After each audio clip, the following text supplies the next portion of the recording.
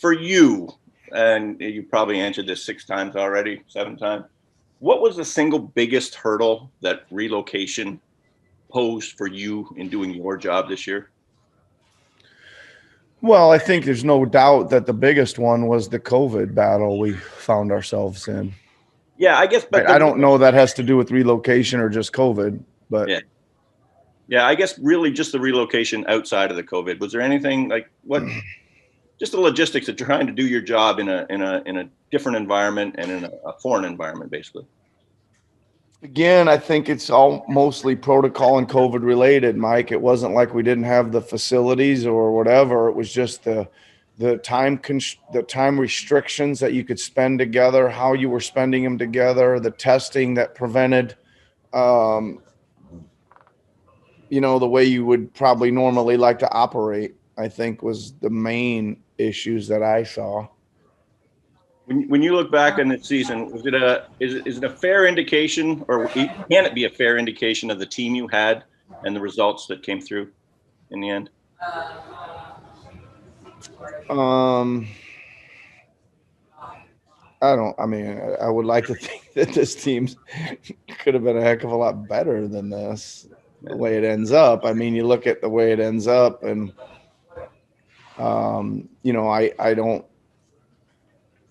I've mentioned this 100 times that we were playing pretty good basketball until the COVID hit, and we kind of spun out of control from there and never really recovered. Yeah. All right. Well, listen, you got a lot of questions coming up. Appreciate the time all year. Enjoy the off season. Thanks a lot, Mike. Yeah. Right, have a good one. Talk to you soon. Next question goes to Doug Smith from the Toronto Star. Good morning, Nicholas. How are you today? I'm doing good, Doug. How are you? Not bad. You all rested after the end of the season? You get a good night's sleep and everything? Yeah, not bad. That's good.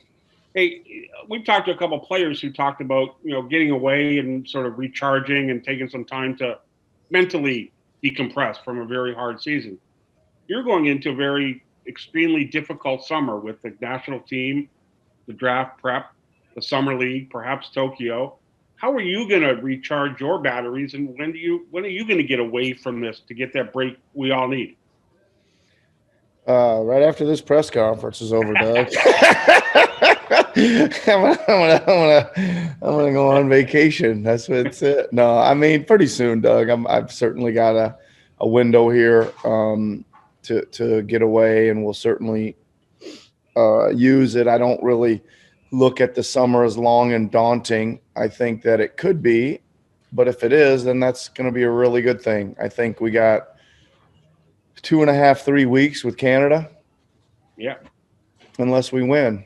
And if we win, the extra month or 6 weeks we put in certainly going to be worth it, right?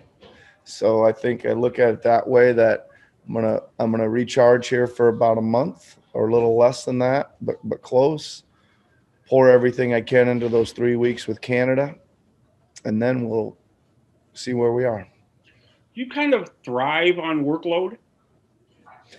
I think so. I like to keep busy, Doug, I think, for sure. And you can learn stuff coaching the Canadian team that can help you in the NBA, and stuff that you've done in the NBA can help you with the Canadian team as well? I believe so. I mean, it's just another group of guys to try to mold into chemistry and roles and figure out what, schemes and things work for that group. And I think that always keeps you learning things and et cetera. Yeah. Great. Thanks very much, Nick. Enjoy a couple of weeks off, and we'll see you in Victoria probably. Okay. All right. Awesome, Doug. Thank you. Next question goes to Eric Kareen from The Athletic. Hey, Nick. Good morning. Before I forget, just thanks for all your time this year, and hopefully by October, Zoom calls are in the past. Hopefully. No kidding. I assume have you had your exit interviews with the players yet, or are those ongoing? Some have had some are coming up here after this as well.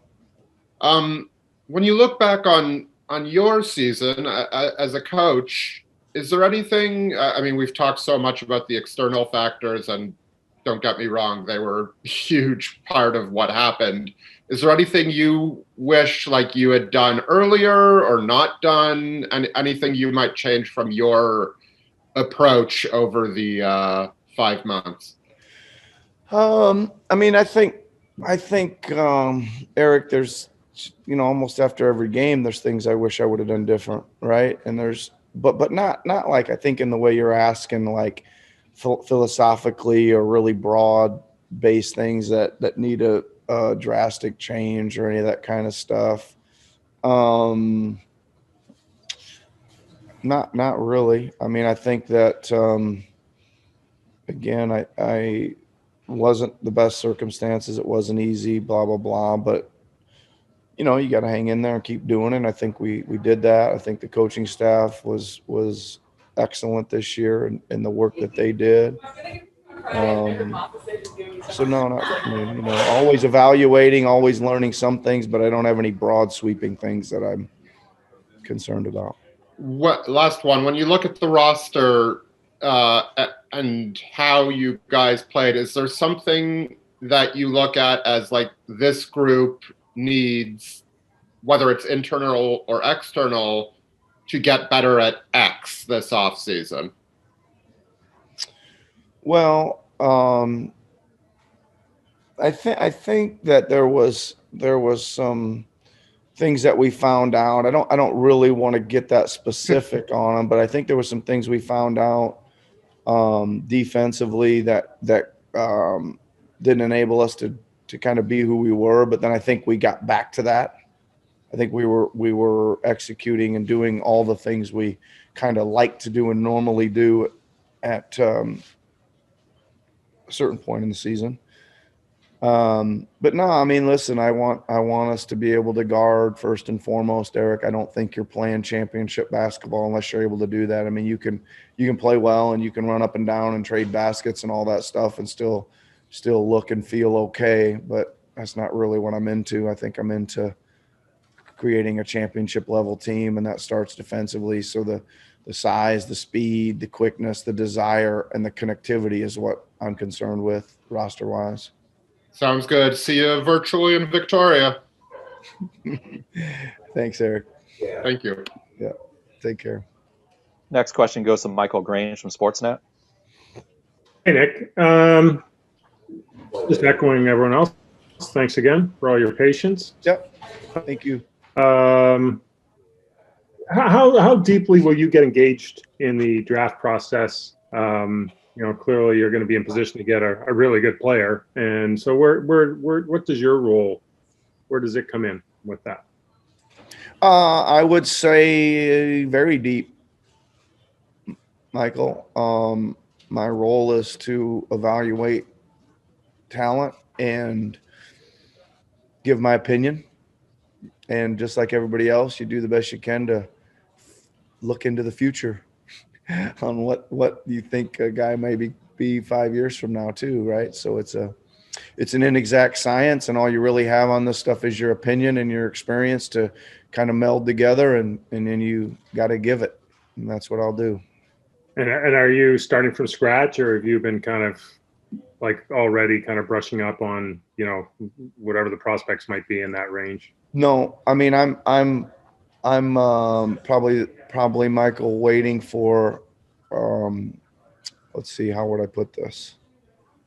I think I wouldn't start from scratch and just start randomly doing it on my own. I think they'll kind of narrow it down and give me a whole group. I mean, it'll be an extensive list. We got a lot of guys, so I'll get familiar here fairly shortly and start looking at film. And obviously when the workouts happen, I'll be as present as I can, right? If I'm not working for Canada, I will be here watching them. And if I am working for Canada, I'll have to watch them video.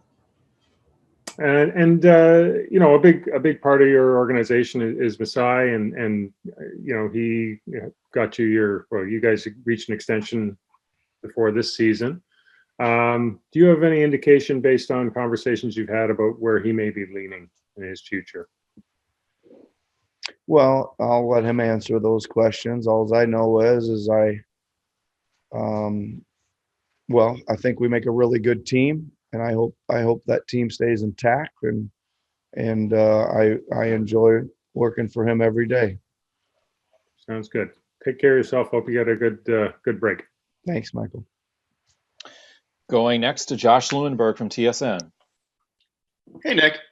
Obviously, we don't know what things are going to look like in 5 months from now, and this isn't in your control or in a lot of people's control, but how hopeful are you that you guys will be able to start next season in Toronto, and how disappointed would you be if that can't happen? I'm very hopeful, and I'd be very, very, very disappointed. I assume you guys can't take it down to the wire like you did last year, or I'm not even sure that you'd want to leave it up to the end of the off season there. Do you have any indication of when sort of a decision or an answer has to be made? I don't. I'm sure there is.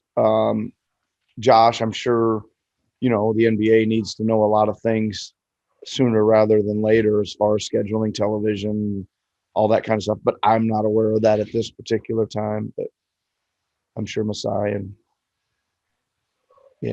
for sure. Bobby, Teresa, I don't know. Probably your better bet getting some of those timelines down than me. Okay. Thanks, Nick. Thanks for everything this season. And hope you can enjoy some well-deserved, much-needed downtime before things ramp up again. Yeah. Thanks, Josh. Appreciate it. Next question is going to Eduardo Encina from the Tampa Bay Times.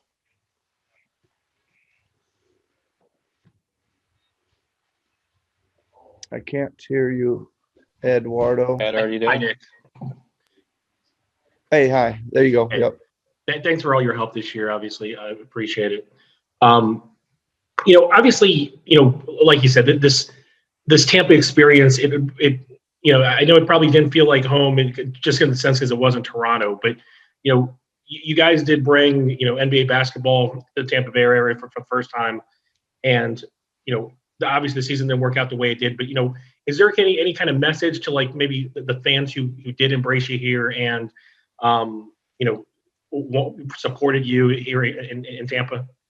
Well, first of all, the staff and everybody we were around working day to day and kind of behind the scenes and all that stuff were absolutely fantastic. I mean, really good people, very, very welcoming, very good at their jobs, really, really awesome, and did make it feel almost like we were right at home, second home for sure. And they were fantastic. And I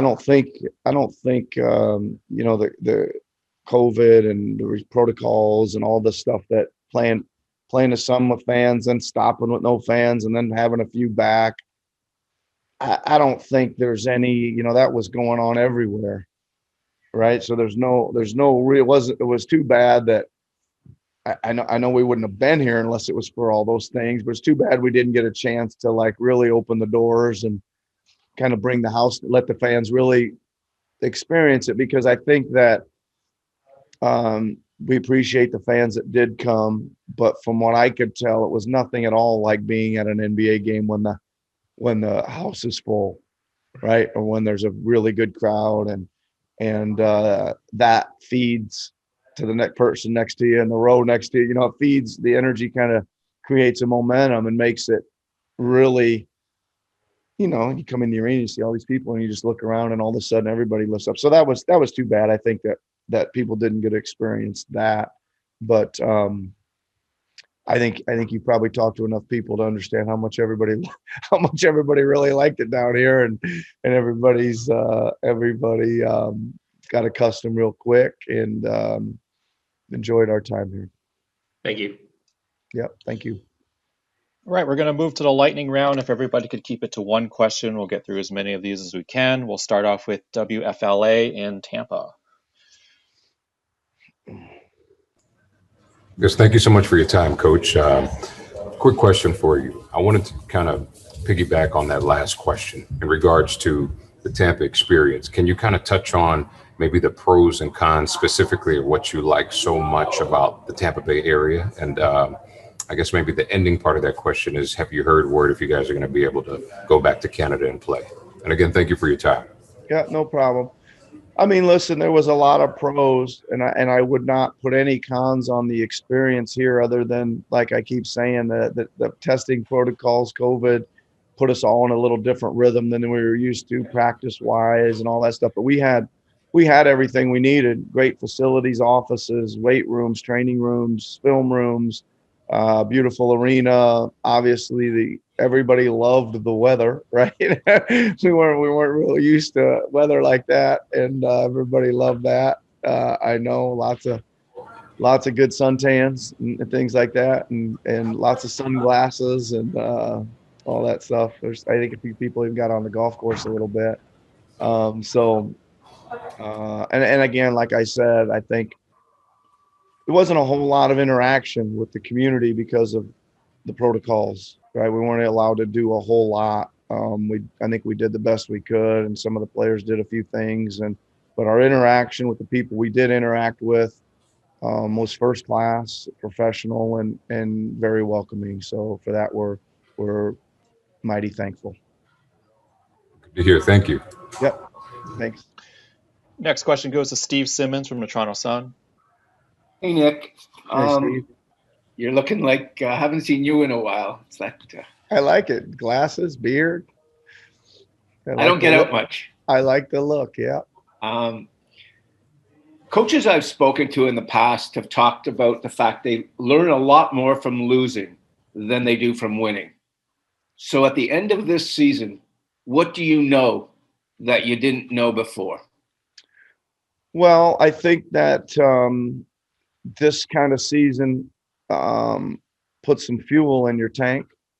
That's for sure, right? That will take. Again, I kind of already mentioned this, Steve, and I think there was some moments where I didn't like to look at us defensively this year at times. I think I didn't mind it later on. I think we got back to some of that stuff. So making that and continuing to make that who we're going to be, I think that it comes at the sacrifice of some other things, right? I think if you're going to focus and prioritize that, then some other things may not be as good as you want them to. But I don't think you get to championship level talk or championship level play if you're not first and foremost a really good defensive team. Did I know that already? Yeah. Did this reconfirm it? Yes, it did. So I think it gets pushed back up a little. If it wasn't already at the top of your list, it gets put in capital letters or bold or underlined or whatever, that's what you want to be. And I think that that has to go from player 1 to player 17. That's another thing I think we got to understand. Thank you. You're welcome. Thanks. Next Steve. question. Good to see you. We're going to go to another Stephen Lung from Sportsnet. Hi, Nick. I'm the guy who looks like a ghost because the sun is right in my eyes. Were you at Tampa? No, just like I like my computer's just situated right in front of a giant, like my balcony window, basically. That's okay. Yeah, enjoy it. I can still see you, and I believe that it's you. So, I mean, I can hear you.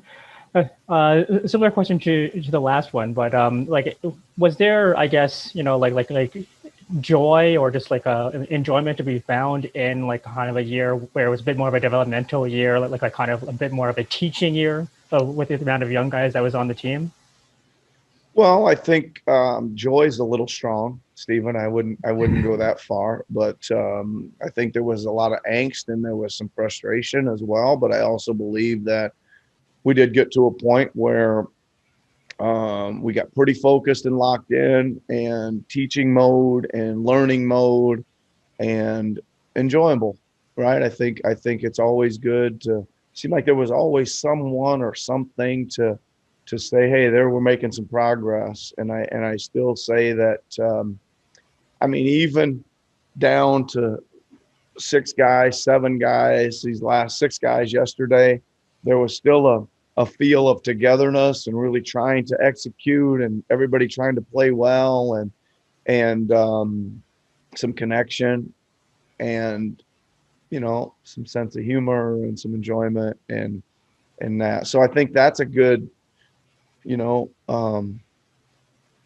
know. It was enjoyable. It was a good feeling, even though that losses never feel very good, and I didn't feel tremendously good when it ended yesterday, because it's just like I don't know. It's weird. It's weird when you're in these jobs and everything comes to such a screeching halt. You're in such a mode all the time to grab the next scouting report, and they load up the next film, and you're checking to see what's going on and when we're leaving and what's next and when the next all that stuff comes to such a screeching halt when it's moving at such a fast pace. So there is always a little bit of a kind of a, but I don't know. I got a good night's sleep last night. I'm feeling okay today that it's wrapped up, and probably was time to wrap it up this year. That's great. That's great, Nick. Yep. Once again, then thank you for all your time this year, and enjoy your summer while you still have it. Okay. Thanks, Steven. Appreciate it. All right, Coach, we're going to move overseas and say hello to Takeshi Shabata in Japan. Hello, Coach. Hi, Takeshi. Hello. Thank you for your time, and thank you for all during all of this season. No problem. It's been really wonderful to be able to talk with you a lot. And my question is, it's again about Yuta Watanabe. So as you watched him grow and evolve from the Exhibit 10 to two-way to the standard contract, what was the one word that you can describe his evolution from, just a free agent to the standard? I would say deserving. He deserved it, right? He worked continually. He's really got a tremendous attitude. I think it was a bit of a surprise and long shot. I think we brought him in and had him in kind of one of our mini camps, and he made it out of that, and he made it to the training camp, and he made it through that, and so he kept, but he deserved it. He's as you know, he's a really good person, tremendously hard worker. He really loves the game, and he made progress. He needs to continue to make progress, and he needs to just do a couple things I think we can help him with, that he can be more of a factor, or continue to be more of a factor, and keep on growing. If he can make 3 more steps forward next year, we'll be in business, Takeshi. Made 3 big jumps this year. If we can do that again next year, we'll be in business. Yep. Okay. So thank you so much again, and I hope to see you in Tokyo. I hope so too. If we make it, you're gonna be the first person I call. Okay, get right. Thank you so much. Yeah. Next question goes to Akiko from the Kyoto News in Japan. Hi, Coach. Hi, Akiko. Hi. Yeah, thanks for everything this season. No problem. And if you already had an exit meeting with Yuta, what was discussed, and what do you want him to improve for next season? Yeah, I think there's always multiple areas for improvement, Akiko. But the biggest thing I think that he could do to help us is we just need that shooting to be like go from good to kind of scary, right? We need his kind of all around offensive movement and play and handling, and his defensive hustle and matchup flexibility. But I'd really love it if teams decided they were gonna, send more help to Siakam and Anunoby and Van Fleet and those guys, and Lowry and Trent and some of those guys that when it came down that Utah's really make them pay with 3 points, right? That it's just like they'll be almost wondering if they should help off him that much. So I think that the mechanics and stuff are there. As you know, a lot of this stuff is mental. Can you just envision yourself being a 40 to 45% 3-point shooter? And then can you put the work in, speed up the footwork and the release a little bit? Those are the kind of things we're talking about, Akiko. Thank you very much. And Thank thanks. you. Yeah. Thanks again. I appreciate it. I'll see you in Tokyo too. Yes, thank you very much. Next question goes to Raphael with Radio Canada.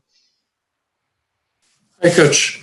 I'm wondering, with the past 2 summers of free agency, with Kawhi departing and then Serge and Mark, if you learn anything on how to deal with, the uncertainty, especially of this year with Masai and Kyle. Most importantly, they were 2, some might say, central pieces to the success that the team has had in the past few years. Well, I think, I think it's always, an uncertain business, right? That's the biggest thing that you learn is it's, I don't think there's any holes or flaws in our recruiting process or our mindset or what we have to offer or any of those kind of things.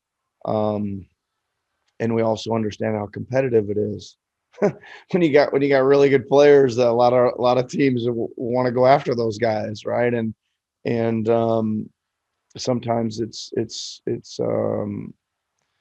you win some and you lose some. So I think that continue to work really hard, continue to recruit very hard, continue to offer. I mean, our organization's as first class as it comes, Raphael, right? And I think you're right. Masai and Bobby and his crew, work very hard. They're very good. They've got an incredible track record, and we need to have a good summer. All right, 4 more questions for you, Coach. Coming down the home stretch. First one goes to Aaron Rose from SI.com. Hey, Nick. As everyone else has said, thank you very much for being patient with us this season. I want to ask you to talk about your boss, which might be a little awkward, but you've mentioned that you enjoy working with Masai. What are the characteristics that you see in him that make him a good leader? And if he does leave, you'd like to see the next person have? What has made him so successful? Well, I'm not going to talk about any next person, but I will talk about Masai. I mean, listen, he's certainly well connected, Aaron. He's super competitive. He thinks and talks in terms of championships. Extremely hard worker, and we get along great. Like, we're able to sit down and have very frank and honest discussions, and I think we're both kind of similar in the mindset of, like I can tell him this is what I see a championship roster looking like, and he can tell me, and he can tell me, we really can hash it out good. So like I said, I really, really enjoy working with him. We have really productive meetings and conversations. It's hardly, I can't really think of ever being uncomfortable, which isn't that typical in any, employer-employee relationship, I don't think, all the time, especially in sports and especially in coaching. So there you go. Thanks, Nick, and thanks for a great season. For us, at least. You're welcome. Next question goes to William Liu from Yahoo Sports Canada. Hello, Coach. It's early, man. What do you want? I saw that, William. I saw you stretching out, man. My bad. I should have turned my camera off. Okay, I wanted to ask you about your center position. Obviously, that was like such an up and down kind of year for that position. At one point, you had the 2 centers to start, but then you guys shifted to like no centers in the starting 5. And then, of course, you got Kem and Freddie at the end. How do you feel do you feel more comfortable with the center position after sort of the season went on? And are you sort of confident in Kem and Freddie as like a future pairing moving forward? Well, that was a good question. There was a lot going on at that position this year. I think you covered it all. But listen, I think Kem and Freddie both played pretty well, right? I think there's some growth there for both of them, but I mean, the biggest thing that I liked, William, was I thought their ability to be up defensively and then be back, right? So there's times when you got to be on high alert for great shooters coming off of screens. Now, they didn't do it perfectly every time.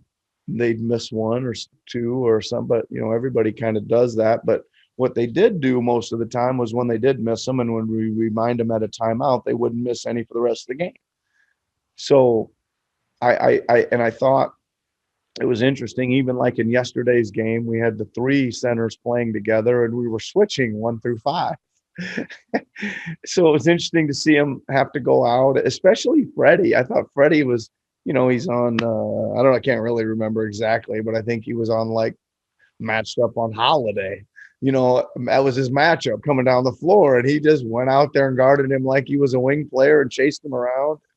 And I didn't really notice any problems there. So again, I think that impressed me the most, that they could get, because that's important. I think there's going to be times late in games or in fourth quarters where you're going to have to do some switching. And that puts those guys on really good players.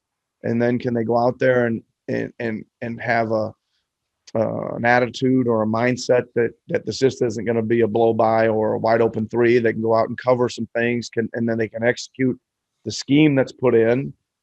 And then, like I said, I would have probably liked them to take a lot more swings at shots. They did block a good number and change and alter some, but I think they both have the ability to really kind of let loose a little bit and start swatting shots a little more. So I feel pretty good about who they are and their development. I'm not all the way there yet, but they need to have good summers and they need to have good fall. And I think with our development people and our coaching staff, they will. I see tremendous upside in both of them. I think Kem shows you flashes of all kinds of stuff, right? And then again, can we get some of those flashes to be a little more frequent, just drives to the basket, offensive rebounds that turn into dunks, and that kind of stuff is like, you're like, man, wow, Kem, where did that come from? Well, we need that to be part of who he is rather than flashes. And I think we can see more of that. And I think Freddie does everything well right now but score. But even that, we asked him to kind of hold some more composure, be patient, use his body, use pump fakes, and he started doing some of that. And he doesn't look like he's totally out of sorts down there. He just needs some confidence that we encourage him to do it. He needs some reps. And I think you'll see him continue to build that part of his game. All right. Thanks, Coach. Thanks for the insight. Thanks. 2 more for you, Coach. First one goes to Lewis from Raptors Republic. Hey, Coach. Hey, Lewis. We talked a lot about the negatives this year. On the plus side, though, when Kyle, Fred, OG, and Pascal were playing, you guys had about the same net rating as you did the year before. Really, really good net rating. Obviously, there's, the question marks. Kyle's a free agent, but does that alone, that one number, make you really optimistic, confident going into next season? Well, I think, Lewis, I think that group has had a lot of good time together, spanning over a few years. I think the 1-loss record and stuff even indicated that. So yeah, I think that's core of our team. How does that team look with, we're still the rest of the core, obviously wasn't here to start the year, right? And then you can list all those negatives you want to about those minutes probably, and those games were probably too few and far between with those 4 guys together. But yeah, I think, listen, Lewis, I think we all know we're not a million miles away here, even though it feels like finishing where we finished. You look up and you say, oh my gosh, how are we going to, I think even with half our roster here late in the year, we were giving all the best teams in the league everything they wanted, and they they were trying, right? They weren't just coasting. They were trying, and we were right there in a lot of those games. So I think that's a good indication as well that we're okay. Shore up a few places. Hopefully we get a little healthier next year and get ready to rock and roll. Thanks so much, Coach, for the whole year. And like everyone said, have an amazing offseason. Thanks, Lewis. Appreciate it, man. Final question goes to Vivek Jacob from Complex Canada. Hey, Nick. Yeah, based on our conversation yesterday, just, the random variables that might be at play and inflating offenses a little bit, how do you properly evaluate your defense and maybe even, those random variables at play versus maybe needing to stay ahead of things and, have other teams maybe caught on a little bit to what you guys are doing? Well, I think